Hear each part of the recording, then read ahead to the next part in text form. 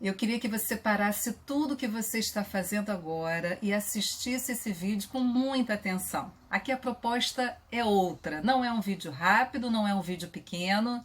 Eu entendo que tem o espaço para a leitura de um versículo, de um pão diário, que é aquela literatura que vem um versículo e um pequeno comentário.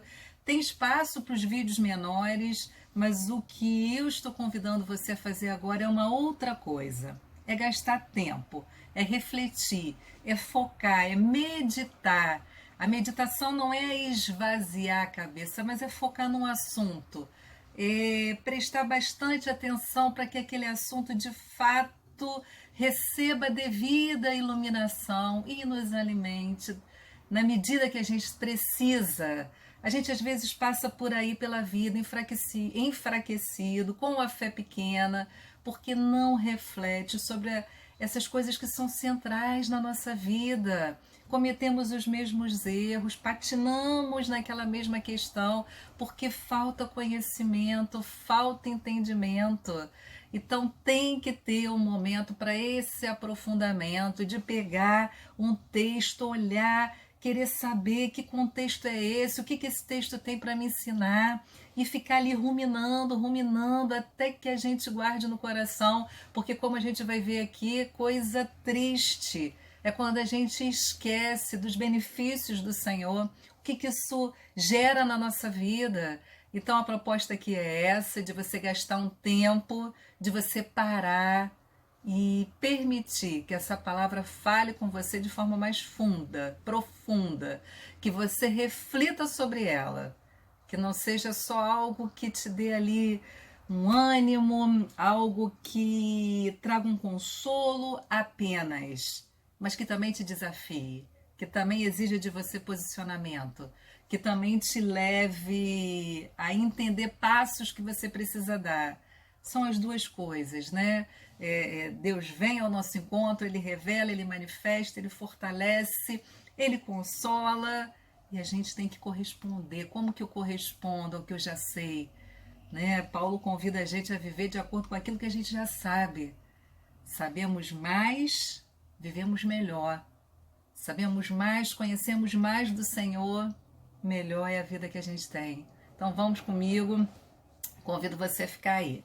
Salmo 104 e 105, eles falam sobre a providência de Deus. Deus criou, Deus formou, Deus não apenas criou diversidade de espécies, de seres vivos, mas Ele criou diversidade de frutos para alimentar todos esses seres vivos. Fala dessa maravilhosa criação de Deus, mas como Ele também cuida disso. Então, pulsa aqui a providência, que é esse governo de Deus fazendo com que todas as coisas cooperem para atingir o seu propósito, mas também fala de uma paternidade, é o que a gente vai ver. Então a gente passa no Salmo 104, por exemplo, e vê lá que Deus diz que o salmista diz que Deus estabeleceu um limite para as águas. Ele preservou para nós pedaço de terra seca para que a gente vivesse. Isso é providência de Deus, isso é coisa ordenada por Deus. Ele deu limite aos mares, mas nessa porção de terra seca, onde Ele nos levou a viver, Ele faz a chuva cair, enche os rios e alimenta animais, faz o pasto crescer, possibilita o cultivo. Nós colhemos alimentos, mas diz o texto, esse mesmo texto que fala que Deus permite o cultivo, diz que Ele faz o vinho para o coração, azeite para dar brilho à pele, pão para dar forças. Ele cerca com que a gente, Ele nos cerca com o que a gente precisa, mas Ele é Deus. Deus é superabundante, Deus é generoso, Deus é bondoso. Então Ele fala de um lado desse alimento que é provido por esses recursos naturais que Ele mesmo providenciou para a terra, para o alimento do homem, dos animais, mas Ele fala disso que vai além, do vinho, do pão, do azeite, porque esse é o caráter do nosso Deus. E o texto segue dizendo que de noite os animais selvagens saem para caçar o alimento que Deus provê. E de dia eles se recolhem, quem sai é o homem para prover o seu sustento. Essas coisas ordenadas na natureza. É um salmo lindo que fala dessa ordenação e cuidado. Nós cremos assim. Nós cremos que Deus criou e Ele está fazendo com que tudo coopere. Ele continua agindo através de toda a sua criação, fazendo com que tudo coopere dessa forma. A ordenação, a alimento, e a gente vê então no Salmo 104, Deus como esse sustentador. No Salmo 105, a sua paternidade vai continuar pulsando.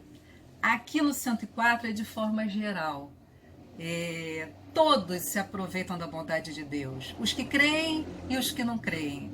O sol nasce para todos, a chuva cai sobre todos, todos se beneficiam da sua bondade, da forma como Ele criou e faz a gestão de todas as coisas. No Salmo 105, ele já vai falar especialmente para o seu povo, o povo que Ele formou para si. Ele vai falar desse povo com o qual Ele fez aliança.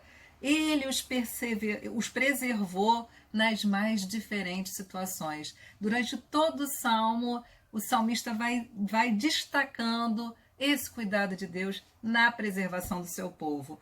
Na fome, enviou José. Antes que a fome viesse.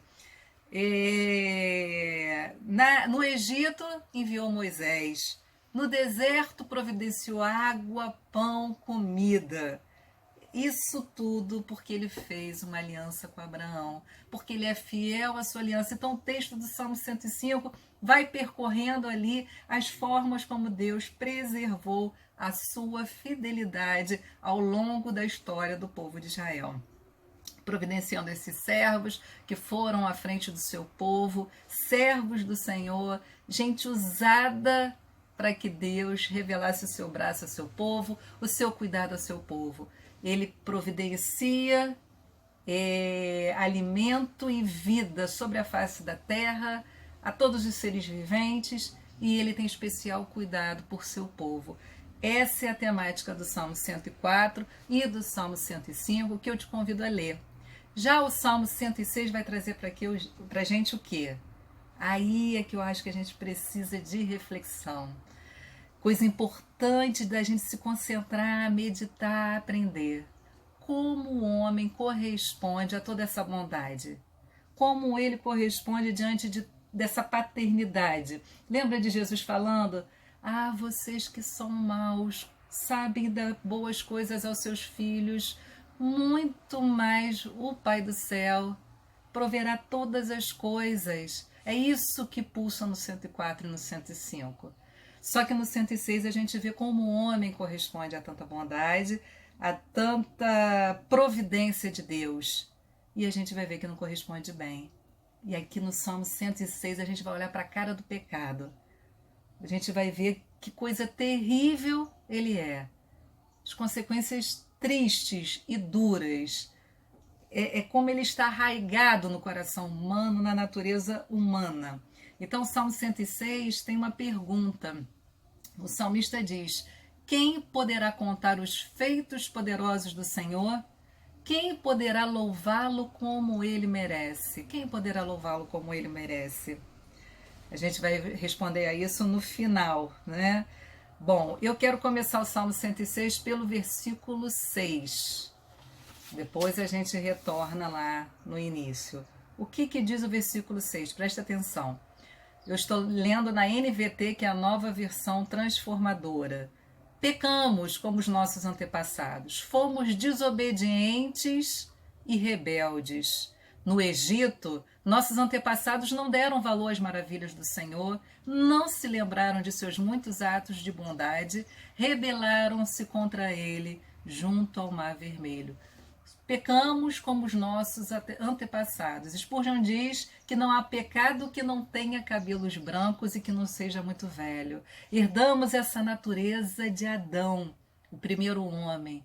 pecamos como os nossos antepassados e por isso somos desobedientes e rebeldes. Esse é o coração humano. Coração humano sem a visitação do Espírito Santo, sem que o Espírito Santo venha e gere nova vida, é assim, comprometido, nascido em pecado, desobediente e rebelde. A gente herda então essa natureza.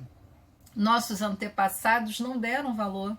Um coração desobediente, um coração rebelde, que não identifica essa bondade do Senhor nas coisas criadas, não identifica, não tem alma para ver como Deus tem sido sustentador. Então eles não se lembram das maravilhas e se rebelam.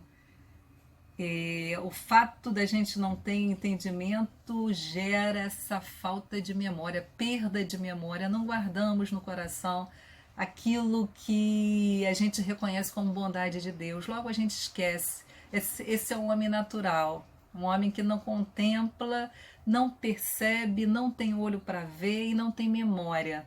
E aí o que acontece aqui, diz o texto no versículo 8, assim mesmo ele os resgatou para proteger a honra de seu nome, para mostrar seu grande poder. Assim mesmo, ainda que Israel não merecesse, ele exerceu sua misericórdia. Ele exerceu sua misericórdia com Israel e seu juízo contra o Faraó, contra o Egito. Israel não merecia misericórdia, mas Deus é Deus. Quem pode conhecer a mente do Senhor? Perguntou Paulo. Ele exerce misericórdia com quem ele quer exercer misericórdia e juízo com quem ele quer exercer juízo. Faraó precisava ter seu orgulho quebrado. Deus precisava punir a injustiça, o pecado, e ele exerce seu juízo. Então, de um lado, misericórdia para quem não merece, e juízo e justiça para quem merece. Essa é a justiça que Deus, então, revela. A gente olha e pensa assim, a gente foca, claro, no fato de que Deus liberta esse povo, Deus tira esse povo das garras da opressão, mas esquece que Deus está falando também, mostrando o seu juízo para todo um povo do Egito, mostrando existe Deus, existe justiça, existe alguém sentado no trono que governa e reina.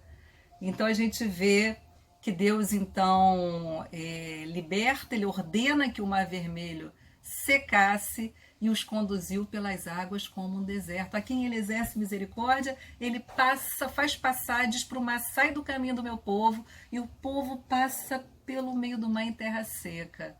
Aos que ele reservou juízo, o mar engoliu. Quem pode conhecer a mente do Senhor? Ele exerce juízo e misericórdia como lhe aprouver, porque ele é justo, ele é soberano, e é isso que o Salmo vai mostrando, essa revelação da pessoa de Deus, da forma como ele age, como bem entende, e a gente vai perceber no final uma coisa que a gente precisa, como eu falei no início, meditar, centrar, guardar. Nós vamos seguindo aqui. E aí, quando as águas se fecharam, diz o Salmo 106, versículo 12, então creram em suas promessas e cantaram louvores a ele. Isso aqui é uma nota de vergonha, porque eles só creram depois que eles viram Deus abrindo o mar, depois que eles passaram pelo mar no meio de terra seca e o mar se fechou, né, em cima dos egípcios, aí creram. Mas até os egípcios creram quando viram. O nosso chamado é para que a gente creia quando não há sinais, ainda que a gente não veja. Então aqui é uma nota de vergonha. Eles cantaram, eles creram depois que viram. E aí, porque a fera pequena, a poucos passos de distância, depressa, diz o versículo 13, esqueceram-se do que ele havia feito, não quiseram esperar por seus conselhos. No deserto, os desejos do povo se tornaram insaciáveis, puseram Deus à prova naquela terra desolada. A fé foi pequena antes, só creram quando viram os sinais. Alguns passos de distância ali no deserto, eles se esqueceram, né? A perda de memória do que Deus havia feito. E olha o que o pecado faz. Lembra que eu disse que a gente ia olhar para a cara do pecado aqui? O pecado faz com que o homem, no seu orgulho, na sua rebeldia, ele prove ao Senhor no meio do deserto, num lugar onde ele é totalmente dependente do cuidado do Senhor, ele prova o Senhor. A gente não é assim? Somos totalmente dependentes da providência de Deus. O fôlego de vida só temos enquanto o batimento cardíaco só é sustentado enquanto aprouver ao Senhor. Mas o homem vive como se não fosse morrer. O homem vive como se fosse o próprio gestor da sua vida, o próprio garantidor da sua existência. Esse povo no deserto então faz o quê? Tenta o Senhor, põe Deus à prova.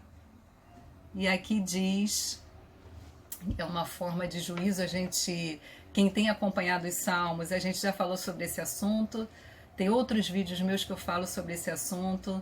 A forma de Deus punir um homem, é entregá-lo aos seus próprios desejos. E aqui diz o versículo 15, ele atendeu a seus pedidos, mas também lhes enviou uma praga. Aí é Spurgeon que tem uma frase sobre isso, que ele diz que orações são respondidas em ira e negadas em amor.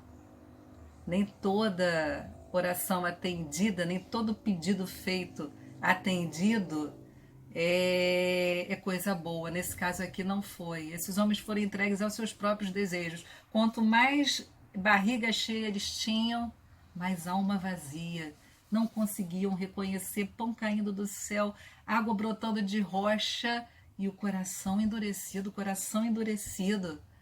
porque estavam entregues aos seus próprios desejos. Isso é o que o pecado faz. O pecado faz um homem tentar Deus, colocar Deus à prova, né? O pecado faz com que os homens desejam viver de acordo com as suas próprias vontades. E a gente vai vendo aqui que caminho duro é esse. E eles seguem. No acampamento, diz o versículo 16, tiveram inveja de Moisés e de Arão e os sacerdotes consagrados ao Senhor. Por isso a terra se abriu, engoliu Datã e sepultou Abirão e os outros rebeldes. Esse trecho aqui acontece lá em Números capítulo 16. Esse grupo de homens aqui que se rebelam contra Moisés e Arão são levitas, povo ali no meio da tribo, né? O povo de Israel é formado de 12 tribos. A tribo de Levi, Deus separou para que ele cuidasse das coisas do tabernáculo, de toda a liturgia do tabernáculo, de toda a adoração. Eles eram totalmente imbuídos, consagrados para esse serviço, armar e desarmar o tabernáculo, transportar a arca, cuidar de toda aquela liturgia, serviço especial, coisa que eles ouvem do Senhor dizendo: a minha herança, a minha porção. Eles não têm terra, né? Eles não têm terra deles, eles são distribuídos no meio das outras tribos, e Deus fala: a herança de vocês sou eu, a herança de vocês, a porção de vocês sou eu. E eles se levantam contra Moisés e Arão dizendo: não é suficiente, por que vocês acham que vocês vão governar sobre a gente? Pecado, o pecado gera rebeldia, insatisfação, não estamos satisfeitos em só cuidar das coisas do Senhor, Por que a gente tem que se submeter a você, Arão e Moisés? E Deus vem, Deus pune. Estamos olhando para o pecado. E segue aqui, no Monte Sinai eles fazem um bezerro, prostram-se diante de uma imagem de metal, esqueceram-se de Deus, porque se tivessem lembrado, não teriam associado um bezerro, como diz aqui o texto, a um boi que come capim, a imagem do Senhor, mas esqueceram, estão cegos, adoram então a um bezerro. Por isso, Deus declarou que os destruiria, mas Moisés, seu escolhido, pôs-se entre ele e o povo e suplicou-lhe que afastasse sua ira e não os destruísse. Moisés intercede, Moisés se levanta ali como um intercessor. Deus fala para Moisés: olha, eu vou destruir esse povo no meio do deserto, eu vou fazer uma aliança com você, vai ser eu e você e seus descendentes. E Moisés fala: não, Senhor, não, as pessoas vão ouvir que o Senhor tirou esse povo do Egito e não foi poderoso o suficiente para levá-los em segurança até o seu propósito. Não, pela glória do seu nome, não. Moisés, então, aqui é uma sombra de Jesus Cristo, se colocando entre Deus e o povo, intermediando, desviando a ira, abrindo mão de privilégios como Jesus Cristo, que deixou a sua glória para habitar em carne humana. Ele então abre mão dos seus privilégios, intercede por esse povo e desvia a ira de Deus. Moisés aqui, como um tipo de Jesus. Versículo 28. No deserto eles chegam ali a Baal, em Peor, se envolvem com mulheres moabitas, e aqui diz o texto que eles começam a comer sacrifícios oferecidos a mortos. O pecado gera esquecimento, como a gente viu, o pecado gera rebelião, o pecado gera cegueira. Eles conseguem associar um bezerro à imagem de Deus. O pecado faz então com que eles idolatrem agora abertamente, idolatrem nesse sentido mais estrito da palavra que a gente conhece. A gente sabe que é idolatria é qualquer coisa que substitua o lugar de Deus na nossa vida. É um ídolo, mas aqui um ídolo nesse senso estrito, né? Eles fizeram um bezerro antes e agora eles adoram a outros deuses através de sacrifícios a mortos. Pecado chama um abismo, abismo atrás de outro abismo. É isso que o texto nos revela.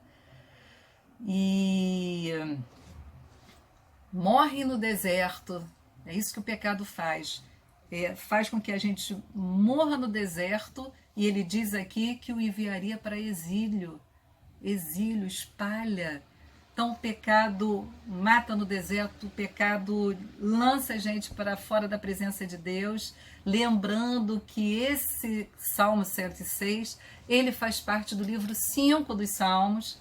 Então é um livro que tem como temática essa volta do exílio, tem como pano de fundo esse pós-exílio. Então, eles já tinham passado por essa consequência, por esse juízo, de não terem sido fiéis, de terem adorado outros deuses, de terem adulterado, como os profetas falam. Antes, historicamente, lá no início, no deserto morreram, e depois perseveraram na sua rebeldia, espalhados foram por toda a terra. Segue o texto no versículo 32. Também em Meribá provocaram a ira do Senhor. Não cansam de fazer isso. E causaram sérios problemas a Moisés. Fizeram Moisés se irar e ele falou sem refletir. Aqui tem uma questão bem importante que a gente precisa olhar com carinho, porque tem aquele momento em que Deus falou para Moisés que ele falaria com a rocha, e a rocha, da rocha jorraria água. Só que Moisés, indignado com aquele povo que não cessa de reclamar, aquele povo sem memória, aquele povo ingrato, rebelde, que põe Deus à prova o tempo todo, que murmura em suas tendas. Num texto mais acima, aqui nesse salmo mesmo diz, gente que reclama, gente que só acredita quando vê. Então Moisés, cansado ali naquele momento, ao invés dele falar com a rocha, ele bate na rocha. Ele está indignado, ele está irado. E isso custou caro a Moisés. Isso aqui, como diz o verso 33, fizeram Moisés se irar e ele falou sem refletir. O que acontece aqui é que Moisés, por conta disso, não vai entrar na terra prometida. Ele vai subir de um monte, ele vai ver a terra prometida. Ali ele morre, mas não entra. E tem um texto que fica lá em Deuteronômio, capítulo 3, versículo 26, que sempre que eu lia cortava meu coração. Olha como é que diz esse texto, 3:26. Vou abrir aqui para vocês. Deuteronômio 3:26. Não, não é 3. Ah, não, eu que apertei errado aqui, desculpa. 3:26. Também naquela ocasião supliquei ao Senhor: ó Senhor soberano, tu apenas começaste a mostrar a este servo a tua grandeza e a força da tua mão. Existe algum Deus no céu ou na terra capaz de realizar as obras tão grandiosas e poderosas como as que tu realizas? Por favor, peço que me deixes atravessar o Jordão para ver a boa terra do outro lado do rio e a bela região montanhosa e o Líbano.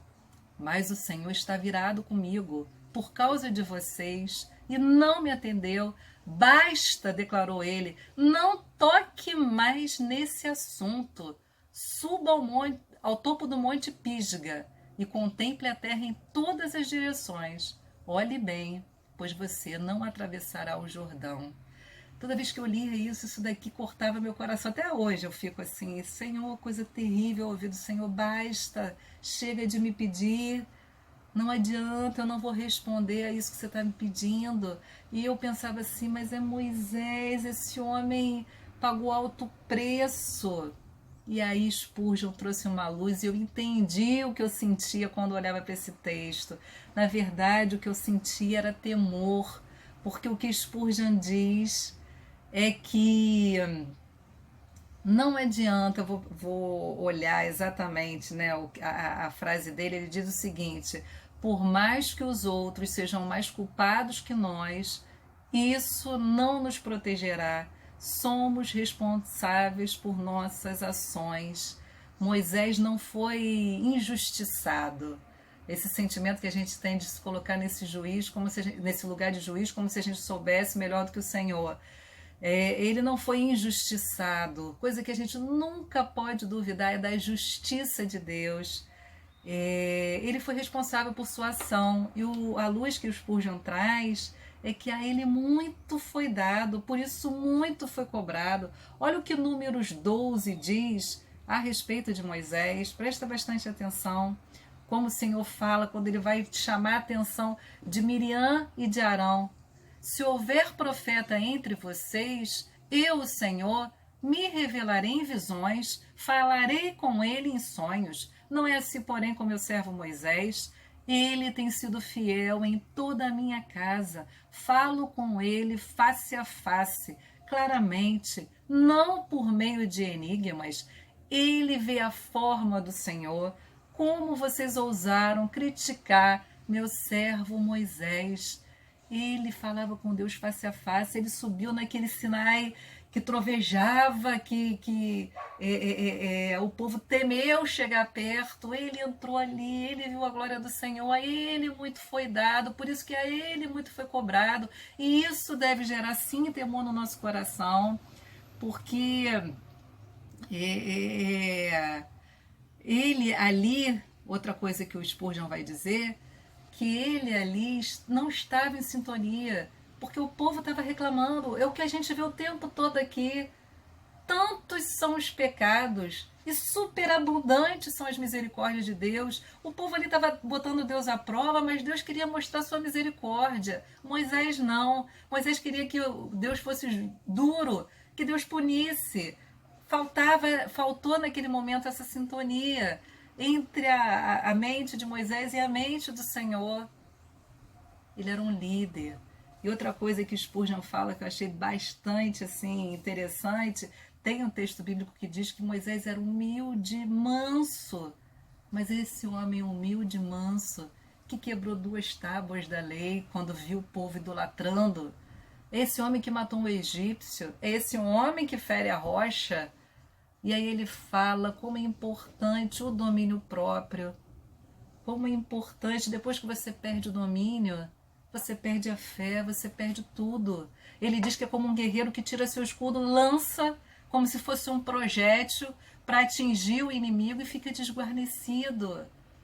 E aí, para mim, o grande ganho, por isso que eu falo, a gente tem que estudar, porque eu sempre que lia tinha esse sentimento incômodo, mas eu não sabia o que esse sentimento queria dizer. Eu ficava assim, sempre achando que nem Abraão, mas Senhor, e se tiver 10 justos? O Senhor vai livrar Sodoma e Gomorra? Aquele mesmo sentimento de Abraão, mas caramba, tadinho de Moisés, né? A gente assume esse pretenso lugar. E eu entendi que é o temor de entender que eu sou responsável por minhas ações, ainda que o outro tenha me feito irar, ainda que ele tenha me dado motivos para me irar, a reação é minha, eu respondo por ela. E aí, nesse estudo da palavra, eu entendi o sentimento que eu tinha quando eu li esse texto. Por isso, o convite aqui é outra coisa, é outro momento, um momento necessário, importante. Moisés pagou alto preço porque a ele muito foi dado. E aí segue no versículo 34: Não destruíram as nações que habitavam na terra, como o Senhor lhes havia ordenado. Em vez disso, misturaram-se com elas e adotaram seus costumes. Adoraram ídolos estrangeiros, sacrificaram aos demônios seus filhos e filhas, derramaram sangue dos seus filhos e filhas. E aqui diz o versículo 39, a si mesmo contaminaram com seus atos perversos, seu amor aos ídolos foi adultério. Eles quebraram a aliança, eles não foram fiéis à aliança. O que a gente vê o tempo todo aqui é um Deus fiel à aliança. Eles não cessam de pecar e Deus não cessa de exercer misericórdia. É isso que a gente tem que ter o olho aqui para ver. Será que a gente tem esse olho para ver como Deus é longânimo, paciente e como o pecado chama abismo e atrás de abismo? Olha isso que a gente vê, olha essa sequência de coisas. Eles cometem assassinato, matam seus filhos e filhas em sacrifício, rejeitam o fardo leve do Senhor por esse fardo pesado. Olha para onde então o pecado levou esse povo, para onde o pecado nos leva. Isso aqui é sobre o nosso coração. E aí, por isso a ira do Senhor se acendeu.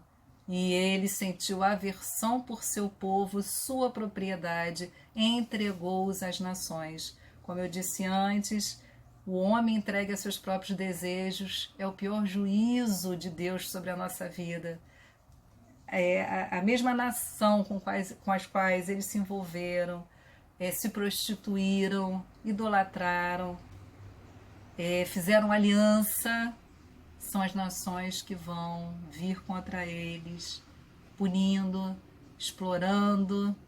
Não havia ali relação verdadeira. Então Deus entrega essa nação, né, na mão daqueles que eles tinham que ter se mantido à distância, né? São seus inimigos que os oprimiram e os sujeitaram ao seu poder cruel.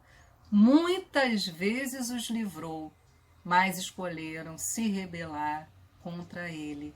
E aqui a sentença dramática. Por fim, seu pecado os destruiu, porque o pecado só faz isso. É isso que a gente vê nesse texto. Como o homem corresponde à bondade de Deus, a forma que ele providenciou a vida, a forma como ele mantém a vida, a forma como ele exerce sua misericórdia e paciência, um coração obstinado, com rebeldia, recusando-se a crer, até que o pecado vem então, né, e os destruiu, que na verdade é o pecado que destrói, porque o pecado é inimizade contra Deus.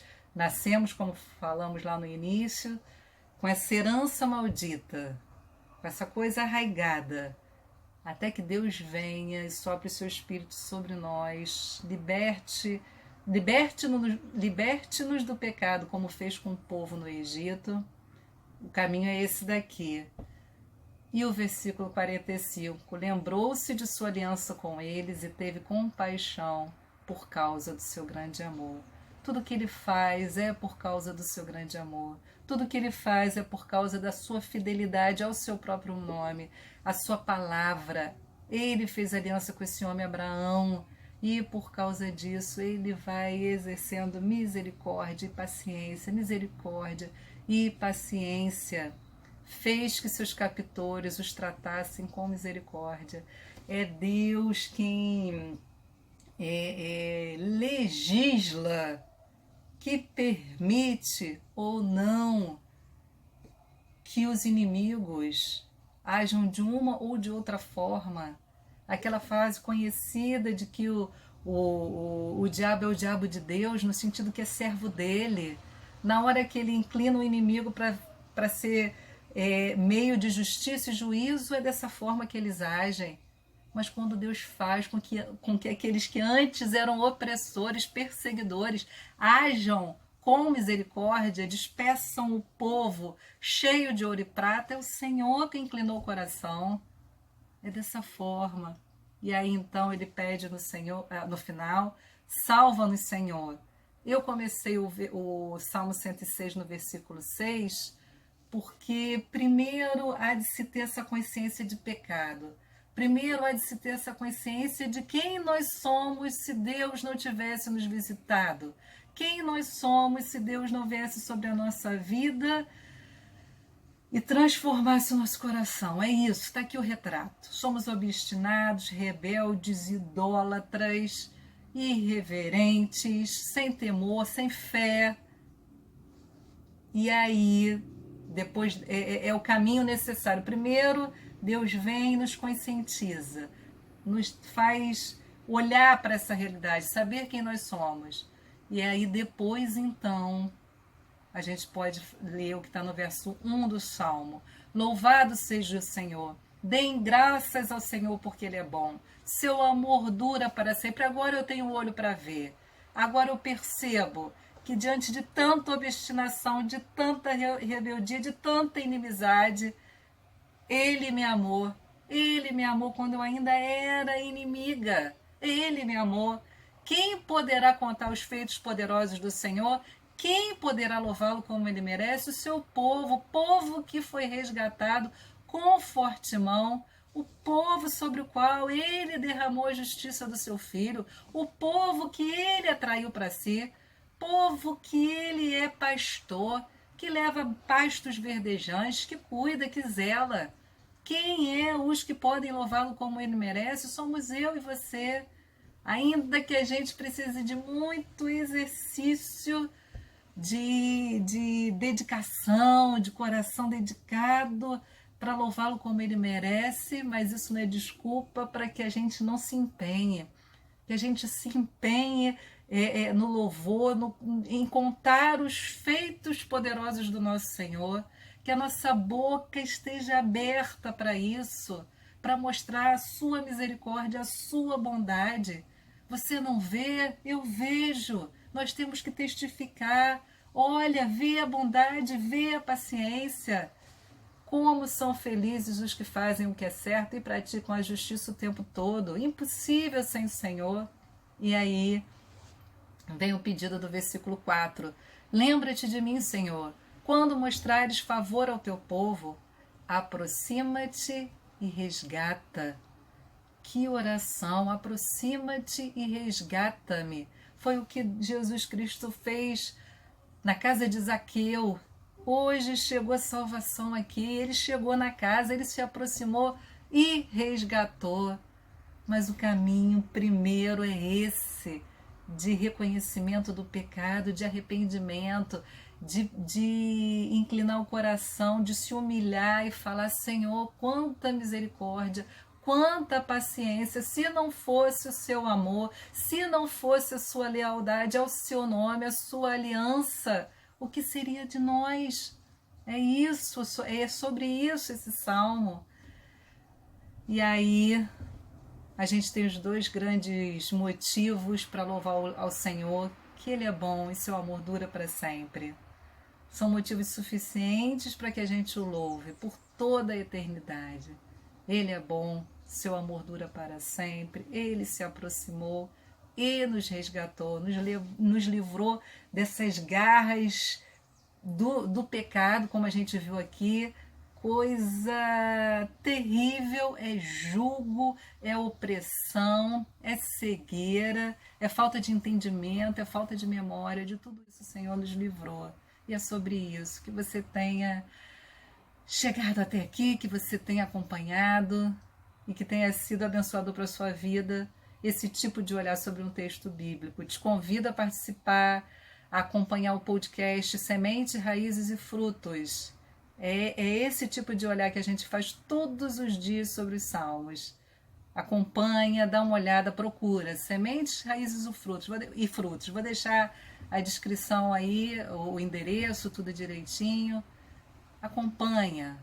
Tem tempo para esse tipo de aprofundamento, porque esse tipo de meditação faz a gente permanecer firme no Senhor, que foi o verso de hoje. O Salmo 108 diz: meu coração está firme em ti, ó Deus. Ficar firme em ti demanda meditação sobre quem Deus é, sobre o que Ele tem feito na nossa vida. Deus abençoe você.